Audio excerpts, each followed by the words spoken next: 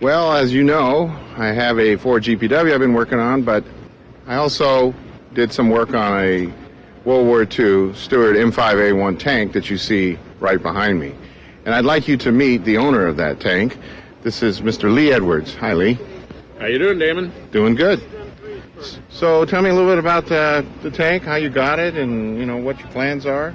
Well, this is the second Stuart I've had.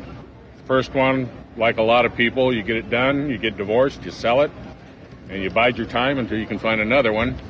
A friend of mine that I'd known for years passed away, and I was able to buy it from his widow.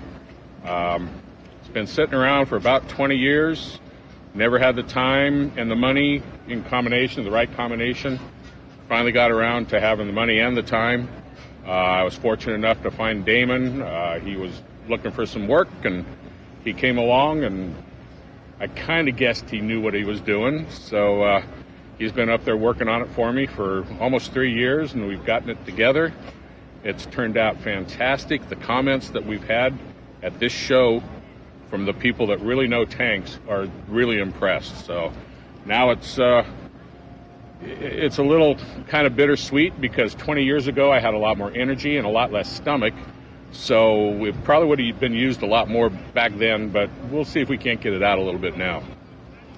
Well, I remember when you approached me and you said, are you looking for something to do? And we talked about it, and next thing I know, I arrive at your place, and there it is with some paint on it, and some tracks, but nothing else. So I realized that there was a challenge, and never did one before. But I was so fortunate that you gave me the opportunity, and we just kind of went through it piece by piece, and here it is. And it's looking really good, and I was very fortunate, and I thank you for letting me be a part of it. I'm glad you came along, because it really, otherwise it'd probably still be sitting in pieces. We had a lot of stuff collected. It was just a matter of trying to put a jigsaw puzzle back together, and it's worked out really well. It really has. The other thing, I don't know if you noticed inside the building, though, was a 3-inch deck gun from World War I. Damon helped on that one, and it's just a beautiful piece. The two of them together has just turned out fantastic. Well, thank you, and that's where we're going to go next. We're going to take a look at that.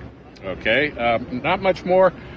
The one thing I like about this Stuart and the comments we've gotten is not only the quality of the restoration, but the way we've kind of decked it out with all the stuff that the crew would have during the war. It adds a little bit to the history, the authenticity. It gives people the chance to actually see what kind of living conditions they would be in, and the stuff that they had to put up with. And again, it's a tribute to our veterans.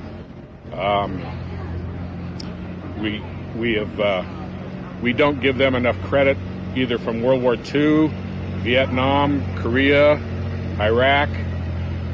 They're the ones that really deserve the thanks. I agree with that 100%. So that's about it. All right. Well, listen, Lee, thank you so much, and again, thank you for giving me the opportunity to be a part of it. I'm glad you came along. It just moved everything right up the scale. And congratulations on your Motor Pool Gold Medal Award. Well, thank you very much. It was definitely a combined effort between both Damon. Lynn Smith helped with the radios, did an excellent job. He is very good. So those two people are to be commended too. All right, Lee. Thank you. Thank you. All right.